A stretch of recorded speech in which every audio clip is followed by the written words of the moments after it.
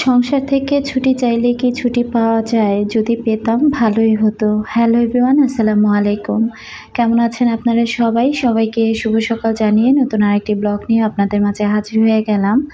আশা করছি কাছে দূরে দেশ এবং দেশের বাইরে যে প্রান্ত থেকে আজকে আমার নতুন আরেকটি ব্লগ ভিডিও দেখছেন না কেন, আশা রাখছি আল্লাহর অশেষ রহমতে সবাই বেশ ভালো আছেন। আমি বিথি, আলহামদুলিল্লাহ আমিও খুব ভালো আছি পরিবার পরিজন নিয়ে। অনেকদিন পর কিন্তু আপনাদের মাঝে নতুন আরেকটি ব্লগ ভিডিও নিয়ে হাজির হয়ে গেলাম। তো সকালবেলা উঠে মেয়েকে বলেছিলাম যে ডিমের যে খোসাগুলো আছে সেগুলো যেন আমাকে একটু ব্লেন্ড করে দেয়। তো ডিমের খোসাগুলো মেয়ে আর কি ব্লেন্ড করে দিল। আর আমি হাত মুখ ধুয়ে ফ্রেশ হয়ে সকালবেলা অফ ক্যামেরাতে এক গ্লাস চিয়া সিড খেয়ে নিয়েছি। তো এখন আর কি বিছানাপত্র গুছিয়ে নিচ্ছি। যেহেতু অনেক দিন পর ভিডিওটি দিচ্ছি, আমি জানি অনেক আপুরা আমাকে খুবই ভালোবাসেন, যারা কিনা আমার ভিডিওগুলো প্রতিনিয়ত মিস করেন। তো আমি কিন্তু মনে হয় যে 4 দিন পর ভিডিও দিচ্ছি। 4 দিন কি 5 দিন হবে আসলে এই মুহূর্তে মনে করতে পারছি না।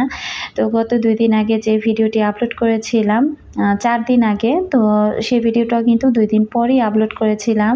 তো সেখানে কিন্তু আমার অনেক ভালোবাসার আপুরা অনেক সুন্দর কমেন্ট করেছেন, আমার ভিডিওর জন্য অপেক্ষা করেছেন এবং অনেক আপুরাই খুবই রাগ করেছেন যে কেন আমি 2 দিন পর ভিডিও দিলাম। অনেক আপুরা আবার এসে আমার চ্যানেলটাও ভিজিট করে গিয়েছেন কিন্তু আমার ভিডিও পাননি। আসলে এত কমেন্ট এসেছে, তো সত্যি কথা বলতে মাঝে মনে হয় কি যে সংসার থেকে নিজে একটু ছুটি নেই। তো ইউটিউব থেকেও আমি 4 দিনের ছুটি নিয়েছিলাম যে নিজের মতো করে একটু থাকি।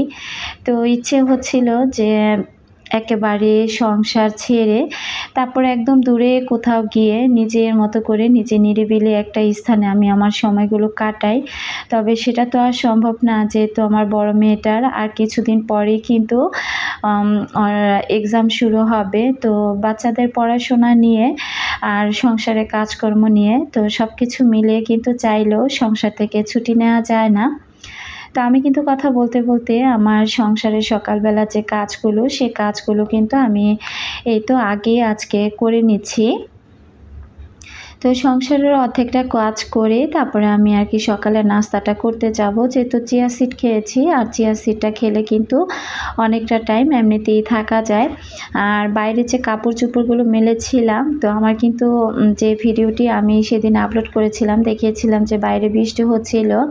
তো পরেই কিন্তু আমি ভিডিও ঠিকই করেছিলাম, আবার এডিটও করেছিলাম। সময় আর ব্যস্ততার কারণে বা ওই যে বললাম ইউটিউব থেকে ছুটি নিয়েছিলাম, তো সে কারণেই কিন্তু ভিডিও রেডি করার পরও আমি ওইভাবে ভয়েসটা দিইনি। তো আজকে ভাবলাম যে আপুদের এত কমেন্ট আসছে, তো আমার সিথি আপু আমাকে খুব সুন্দর একটা কমেন্ট করেছে যে আপু তুমি যদি এরকম করো আমি কিন্তু ভাইয়ার কাছে বিচার দেব, তুমি ভিডিও দিচ্ছ না কেন? তো দেখলাম যে না, অনেক আপুরা অনেকভাবে কমেন্ট করছেন যে ভিডিও আমাকে দিতেই হবে। আর এই যে আমি কথা বলতে কিন্তু আমি পুরা রুমটা গুছিয়ে নিয়েছি। আর যে কাপড়-চোপড়গুলো ছিল ওগুলো যেহেতু শুকিয়ে গিয়েছে ওগুলো আমি একটু গুছিয়ে আসলাম। আর অফ ক্যামেরাতে আমি বাকি যে রুমের কাজগুলো সেগুলো আমি কিন্তু করে নিয়েছি। প্রতিদিনই তো একই নিয়ম ধারায় রুটি বানাই, তো ওইভাবে কিন্তু আর রুটিটা বানাতে ইচ্ছে করছিল না। তো ভাবলাম যে আজকে একটু গোলা রুটি তৈরি করি। তো এখানে আমি অফ ক্যামেরাতে আটাটা একটু লবণ দিয়ে আর পানি দিয়ে আটাটা আমি গুলিয়ে নিয়েছি। আর এখন আমি রুটিগুলো এক করে আর কি ভেজে নেব। আমার সকল প্রিয় আপু ভাইয়াদেরকে রিকোয়েস্ট করব, যারা ভিডিওটি ক্লিক করেছেন এখনও পর্যন্ত একটি লাইক দেননি, প্লিজ একটি লাইক দিয়ে দিবেন। আর যারা নতুন আজই আমার চ্যানেলে প্রথম ভিজিট করেছেন, যদি ভিডিওর কোথাও কোনো অংশ আপনার কাছে এতটুকু ভালো লাগে, চাইলে আমার চ্যানেলটি সাবস্ক্রাইব করে আমার পাশে থেকে যেতে পারেন। তো আমি যেহেতু আজকে অনেক রাতের বেলা ভয়েসটা ওভার করছি, তো হয়তোবা কণ্ঠটা একটু ভাঙা আসতে পারে। এমনিতেও আমার কণ্ঠটা আজকে 2-1 দিন যাবত একটু ভাঙাই, কেমন যেন স্বরটা অনেকটা মোটা হয়ে গিয়েছে। তো আমি নিজে যখন ভয়েস ওভার করছিলাম তখন নিজেই বুঝতে পারছিলাম। তো এই তো আমি কিন্তু কথা বলতে একটা গোলা রুটি তৈরি করে ফেলেছি। তো আটাটার পরিমাণ একটু বেশি গুলিয়ে ফেলেছি। তো ভাবতেছিলাম আমি তো একা আর এতগুলো রুটি খাবো না। তো আর কি 2টার মতো রুটি বানাবো আর বাকি গোলাটা ওইভাবে রেখে দিব। ওটা দিয়ে বিকেলবেলা আর কি বাচ্চাদেরকে পরবর্তীতে নাস্তাটা বানিয়ে দিয়েছিলাম। তো এই তো আমার কিন্তু মোটামুটি রুটিগুলো ভাজা শেষ। কাজ করতে করতে এত আলসেমি লাগে, মাঝে মাঝে মনে হয় কি যে একদম সব কিছু ছেড়ে ছুড়ে দিয়ে, ওই যে বললাম যে সংসার সন্তান সব কিছু ছেড়ে দিয়ে মনে হয় এক পাশে গিয়ে বসে থাকি। কিন্তু আমার মনে হয় না যে সংসার এমন একটা জায়গা, যতক্ষণ পর্যন্ত মহান আল্লাহ পাক আমাদের মৃত্যু না দিচ্ছে ততক্ষণ পর্যন্ত মনে হয় না যে এই সংসার ধর্ম থেকে আর ছুটি পাবো। তো আমি কিন্তু চা দিয়ে গোলা রুটিটা খেয়ে তারপর চলে আসছি এই যে টবে গাছগুলো লাগিয়ে নেব। সেদিন যে নতুন টবগুলো এনেছিলাম, তো এখানে আমি চা পাতা নিয়েছি একদম আর কি, এটা চা রান্না করার পর যে চা পাতাটা আমরা গাছে ব্যবহার করি সেটা নেইনি। তো যে চা পাতা দিয়ে আমরা চাটা বানাই সেই চা পাতাটা ব্লেন্ড করে নিয়েছি, আর ডিমের খোসাগুলো তো মেয়ে আর কি ব্লেন্ড করে দিয়েছে। তো গাছে কিন্তু ইদানিং কোনো সার দেওয়া হচ্ছে না, আর লাকি বেম্বো গাছটা একেবারে উপরে উঠে গিয়েছে। তো ভাবলাম যে নতুন যে টবগুলো এনেছি এই টবে গাছগুলো কেটে ছেটে আবার নতুন করে আর কি লাগিয়ে নিব। তো গাছগুলো লাগাতে থাকি, আর কিভাবে লাগাচ্ছি আমার প্রিয় আপুরা দেখতে থাকেন, আর এর সাথে আমার ভালোবাসার আপুদের কিছু কমেন্ট পড়ি। সালমা আইডি থেকে আপু লিখেছেন, আসসালামু আলাইকুম আপু, কেমন আছো? তুমি গত 2 দিন ধরে তুমি ভিডিও দাও না কেন? তুমি কি অসুস্থ? তো আপু আসলে আমি সত্যি অসুস্থ হয়ে পড়েছি। আসলে রেগুলার ভিডিও দিতে দিতে এটার কিন্তু একটা প্রেশার আমাদের উপর থাকে। হয়তো আমার প্রিয় আপুর অনেক ভালোবাসা নিয়ে আমার ভিডিওগুলো দেখে থাকেন। তো প্রতিদিন সংসারের কাজকর্ম করে এরপর প্রতিদিন ভিডিও আপলোড দেওয়া আমার জন্য সত্যি একটু কঠিন হয়ে পড়ছিল আর কি। তো আমি কিন্তু একটানা প্রতিদিন ভিডিও দিয়ে গিয়েছিলাম, দিতে দিতে এক পর্যায়ে গিয়ে আমি একটু অসুস্থ হয়ে পড়েছিলাম। তো পরবর্তীতে আর কি ভাবলাম যে না, ইউটিউব থেকে একটু ছুটি কাটাই, কারণ ইউটিউব তো আর আমাকে ছুটি দিবে না, আমার ছুটিটাই আমাকে নিতে হবে। তো আমি এখানে যে গাছগুলো একদম লম্বা লম্বা হয়ে গিয়েছিল ডালগুলো, সেই ডালগুলো আমি আবার কেটে নতুন করে চারপাশে বসিয়ে দিয়ে এই তো এখন মাটিটা দিয়ে দিচ্ছি। সত্যি কথা বলতে কি, আসলে এই গাছটা লাগিয়েছি গত 1 বছর হয়ে গেল। তো এর মধ্যে কিন্তু কোনো যত্ন আদি আমার ওইভাবে নেওয়া হয়নি, বা মাটিটাও আমি কুচিয়ে দিইনি। তো যে কোনো জিনিস কিন্তু ভালোবাসাতেই খুব দ্রুত বেড়ে ওঠে। যেখানে ভালোবাসার কমতি থাকে সেখানে কিন্তু দেখবেন অযত্নে অবহেলায় সেই জিনিসটা আর ওইরকমভাবে কখনোই বাড়ে না। তো আমারও হয়েছে সেই দশা। আর এখান থেকে এই পাতা ডালটা আমি এই ছোট্ট একটা এই যে 2-এর টবে লাগিয়েছিলাম। তো এটা মোটামুটি দেখলাম চারপাশে শিকড় গজিয়ে পাতা পুতা ছড়াচ্ছে। তো ভাবলাম যে এটাও একটু বড় টাইপের টবে লাগিয়ে দিই, তাহলে এই গাছটাও বড় হয়ে যাবে। আর এখানে আমি এই যে এখন আমার এই আর কি গাছ রাখার যে কি বলবো, এটা পানির স্প্রে মেশিনটা, এটা ভালো করে একটু পাঞ্চ করে এখন সবগুলো গাছ আমি গোসল করিয়ে দেব। আর নতুন নতুন টবেও কিন্তু গাছগুলো লাগিয়ে নিয়েছি। বিডি কুকিং স্টুডিও থেকে আপু অনেক আগে আমার জানতে চেয়েছিল যে এটা কীভাবে ইউজ করে। তো এটার মধ্যে পানি দিয়ে উপরে প্রেশার ক্রিয়েট করলেই তারপরে সামনে যে আপুর যেহেতু আছে, তো হাতের মাঝখানে একটা অংশ আছে, ওটা চাপ দিয়ে ধরে রাখলে কিন্তু ইজিভাবে পানিটা বের হয়, আর খুব সুন্দরভাবে কিন্তু গাছটাকেও গোসল করানো যায়। তো এখন যেহেতু আমি নতুন টবে গাছগুলো লাগিয়েছি, আর পাতাগুলো আমি ভালো করে একটু গোসল করে দিচ্ছি, সাথে গাছগুলোকেও। আর এরপর আর কি বারান্দাটা খুব ভালোভাবে আমি পরিষ্কার করে নেব, তারপর বাকি যে সংসারের কাজগুলো আছে সেগুলো আর কি আমি করব। তো গাছ যেহেতু লাগানো শেষ, তো এখন আমি ঘর দুয়ারগুলো আর কি ঝাড়ু দিয়ে নিচ্ছি।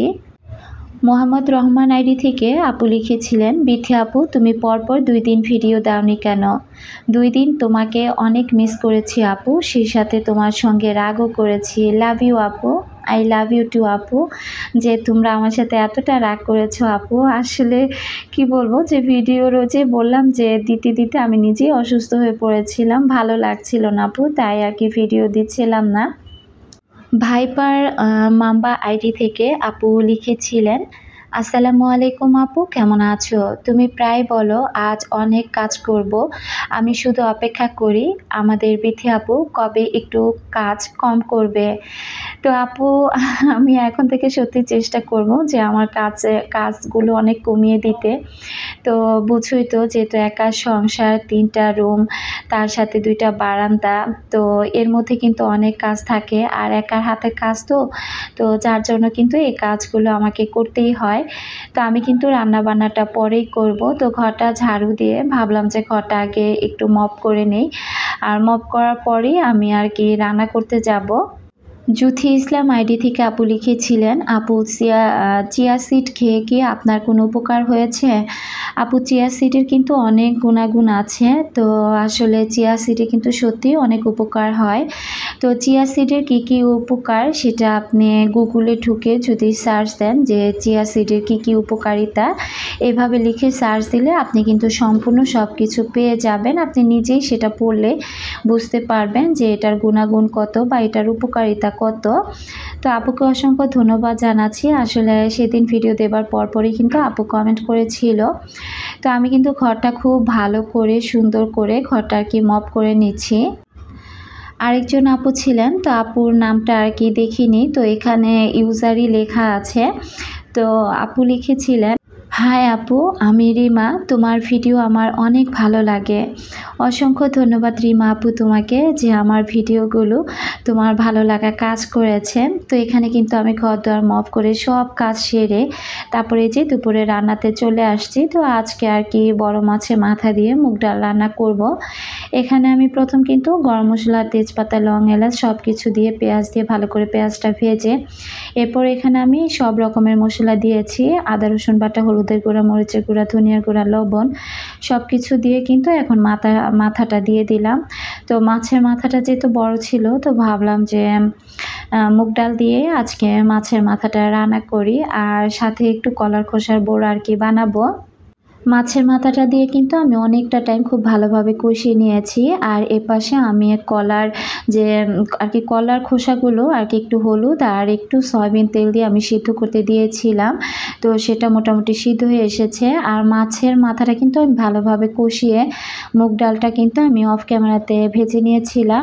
আর ডালটা ভালো করে ধুয়ে আমি কিছু টাইম আরকি পানিতে ভিজিয়ে রেখেছিলাম। তো মুগ ডালটা দিয়ে ভালোভাবে কষিয়ে এরপর আরকি সামান্য পরিমাণে একটু পানি দিয়ে দিলাম।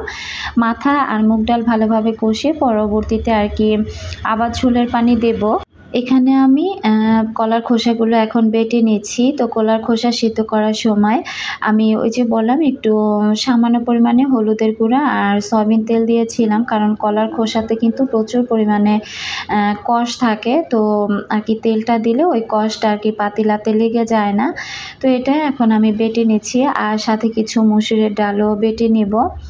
কলার খোসা বলেন আর এমনিতেই কাঁচকলা বলেন, কাঁচকলার মধ্যে কিন্তু প্রচুর আয়রন থাকে, সাথে কিন্তু কাঁচকলার খোসাতেও থাকে। তো এটা খাওয়ার পর যেহেতু আমি একবার মজা পেয়ে গিয়েছি, এরপর থেকে কিন্তু কলার খোসাটাকে আমি আর বাদ দিই না। এটা আমি বানিয়ে খেয়ে থাকি আর আমার বাচ্চারাও খুবই পছন্দ করে। তো সবকিছু আমি বেটে নিলাম। এখন পাটাটা আরকি ধুয়ে নেব। আর যতটুকু ডাল ছিল সেটাও আবার আমি বাটতে গিয়ে দেখলাম যে এপাশ থেকে তরকারিটা লেগে যাচ্ছিল। তাই আরকি এটা আবার একটু নাড়াচাড়া করে দিচ্ছি। মিম তানিশা আইডি থেকে আপু লিখেছেন, আসসালামু আলাইকুম আপু, কেমন আছেন? আমিও আপনার ভিডিও সবসময় দেখি কিন্তু বেশি কমেন্ট করা হয় না। আপনার ভিডিও, আপনার কাজ আমার অনেক ভালো লাগে। আমিও কিচেনে আপনার মতো পর্দা লাগিয়েছি। আপনার কাছ থেকে অনেক কিছু শিখলাম। আমার কমেন্ট পড়বেন প্লিজ, প্লিজ, প্লিজ আপু। তো এই তো মিম তানিশা আপু, আপনার কমেন্টটা পড়ে দিলাম। আশা করছি আপনি খুশি হবেন। তো অসংখ্য ধন্যবাদ আপু, আপনাকে এত সুন্দর একটি কমেন্ট আপনি আমার ভিডিও দেখে করেছেন। মাদারহুড আইডি থেকে আপু লিখেছেন, কোন মডেল আপু আর কি আমার ভিডিওর কোন মডেলটা আর কি আমি যে আর কি মোবাইল দিয়ে ভিডিওটা করি সেটার মডেল কত? তো সেটার মডেল হচ্ছে আপু C15। তো আশা করছি আপু উত্তরটা পেয়ে গিয়েছেন। তো এর আগে যেহেতু একজন আপু জানতে চেয়েছিল আমি কোন মোবাইল দিয়ে ভিডিও করি, তো সেটার আর কি মোবাইলের নামটা বলেছিলাম। আর এখন আর কি আপু আবারও কোন মোবাইলের মডেলটা কত সেটা জানতে চেয়েছিল, তো সেটা আর কি বলে দিলাম যে C15। এখানে আমি কিন্তু কলার খোসা বড়া বানানোর জন্য এখানে একটু গরম মশলা নিচ্ছি, আর দিয়েছি একটু আর কি চিলি ফ্লেক্স, মরিচের গুঁড়া, আদা রসুন বাটা, হলুদের গুঁড়া, লবণ, সব কিছু দিয়ে এরপর এখানে আমি কাঁচামরিচ আর পেঁয়াজটা একটু আলতো হাতে মেখে নিচ্ছি। বেশি চটকাবো না, তাহলে পেঁয়াজ থেকে পানি আসবে, পানিটা আর কি উঠে যাবে। আর যেহেতু কলার খোসাটা একটু আর কি পানি রয়ে গিয়েছিল ভাজা আর কি, এটা বাটার পরে দেখতে পেলাম যে একটু নরম নরম হয়েছে, তো পানিটা একটু ভালোভাবে শুকাতে পারিনি, তাড়াহুড়া করছিলাম। তো ভালোভাবে পানিটা শুকিয়ে নিলে কিন্তু কলার খোসাটা আরও টাইট হতো। তো যাই হোক, এজন্য আমি আলতো হাতেই সব কিছু দিয়ে একটু ভালো করে মাখিয়ে নিয়েছি। আর এদিকে আমি তেলটা আগেই বসিয়ে দিয়েছিলাম, এখন এক এক করে আমি প্রতিটা কলার খোসা বড়া আর কি ভেজে নেব। কোন কোন আপুরা এই কলার খোসার বড়াটা খেয়েছেন চাইলে কিন্তু কমেন্ট বক্সে জানাতে পারেন। তো সংসারের কাজে কিন্তু কমতি নেই, আমি একটার পর একটা কাজ করেই যাচ্ছি। আর বাসায় তো কারেন্ট চলে গিয়েছে অনেক আগে, অনেকটা টাইম ধরে কিন্তু কারেন্ট ছাড়াই এই যে ভিডিওগুলো করেছি। ওই পাশে কলার খোসাটা উল্টিয়ে দিয়ে এ পাশে একটু জিরার গুঁড়া দিয়ে দিলাম, যে আমার তরকারিটা হয়ে গিয়েছে। তো আজকে দুপুরে রান্নার জন্য এই তো কলার খোসার বড়া ছিল, আর ছিল সাথে মাছের মাথা দিয়ে মুগ ডাল রান্না। তো ভিডিওটা হয়তোবা একটু বড় হয়ে গিয়েছে, আর এই পর্যন্তই ভিডিওটা রাখবো। তো দেখতে দেখতে ভিডিও শেষ প্রান্তে চলে এসেছি। আজকের মতো এখানে বিদায় নিচ্ছি। আল্লাহ হাফেজ।